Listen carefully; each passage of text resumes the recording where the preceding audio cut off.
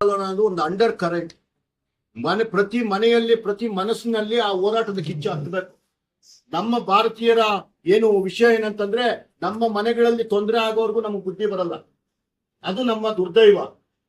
ಹಾಗೆ ಆಗುತ್ತೆ. ಎಸ್ಪೆಷಲಿ ಚಿಕ್ಕಬಳ್ಳಾಪುರದಲ್ಲಿ ನನ್ನ ಸ್ವಾಭಿಮಾನ ಚಿಕ್ಕಬಳ್ಳಾಪುರ ಜನತೆ ಏನಿದ್ದಾರೆ, ಇವರೆಲ್ಲರೂ ಎದ್ದು ನಿಂತ್ಕೊಳ್ಳುವಂತಹ ಟೈಮ್ ಈಗಾಗಲೇ ಬಂದಾಗಿದೆ. ಯಾಕೆಂದ್ರೆ ಎಲ್ಲಾರ ಮನೆಗಳಲ್ಲೂ ಒಂದೊಂದು ತೊಂದರೆ ಬರ್ತಿದೆ. ಜೊತೆಗೆ ಪ್ರತಿಯೊಬ್ಬರು ನನ್ನ ಯುವ ಮಿತ್ರರು ಇದನ್ನ ವಿಡಿಯೋಗಳಲ್ಲಿ ಮತ್ತು ಬೇರೆ ಬೇರೆ ರೀತಿಯ ವೇದಿಕೆಗಳಲ್ಲಿ ಇದನ್ನ ಅನುಭವಿಸ್ತಾ ಇದ್ದಾರೆ, ನೋಡ್ತಿದ್ದಾರೆ.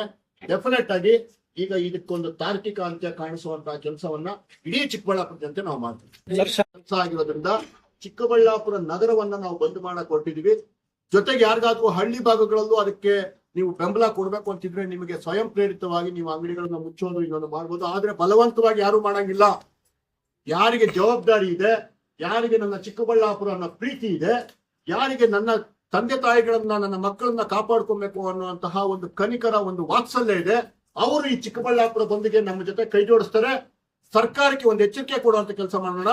ಬರೀ ಬಿಜೆಪಿ ಪರವಾಗಿ ಕೆಲಸ ಮಾಡ್ತಿಲ್ಲ. ಎಲ್ಲ ಸಂಘಟನೆಗಳು, ಎಲ್ಲ ಪಕ್ಷಗಳು, ಜನತಾದಳ ಇರ್ಬೋದು, ಕಾಂಗ್ರೆಸ್ ಇರ್ಬೋದು, BSP ಇರ್ಬೋದು, ಎಲ್ಲ ಪಕ್ಷಗಳು ಬರ್ತವೆ.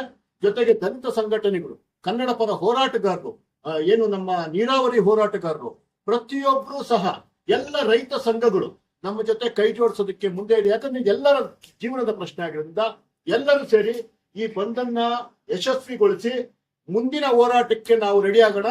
ಅಷ್ಟೊತ್ತಿಗೇನಾದ್ರೂ ಈ ಸರ್ಕಾರಕ್ಕೆ ಬುದ್ಧಿ ಬಂದು ಏನಾದ್ರೂ ನಮ್ಗೆ ನೀರನ್ನ ಶುಚೀಕರಣ ಮಾಡುವಂತ ಕೆಲಸ ಮಾಡಿದ್ರೆ ಅವ್ರಿಗೆ ಅಭಿನಂದಿಸುವಂತ ಕೆಲಸನ ಮಾಡೋಣ ಅಂತ ಹೇಳಿ. ಸರಿ, ಚಾನ್ಸ್ ಕೊಟ್ರೆ ಪಕ್ಕದಲ್ಲೇ ನಿಂತ್ಕೊಳ್ತೀವಿ ಸರ್. ಶಾಸಕರೇನಾದ್ರು ಹೇಳಿದ್ರೆ ಸಿದ್ದರಾಮಯ್ಯ ಅವ್ರ ಕಾಲ್ಗೂ ಬೀಳ್ತೀವಿ ಸರ್. ಏನು ನಮ್ಗೇನು ನಾಚಿಕೆ ಏನು ಇಲ್ಲ ಸರ್. ನಾವು ಸ್ವಾಭಿಮಾನಿಗಳಿದ್ರೂ ಸಹ ನನ್ನ ಜನತೆಯ ಪರವಾಗಿ ನಾವು ಯಾವ ಮಟ್ಟಕ್ಕಾದ್ರೂ ಇಳಿಯೋದಕ್ಕೆ ನಾವು ರೆಡಿ ಇದ್ದೀವಿ.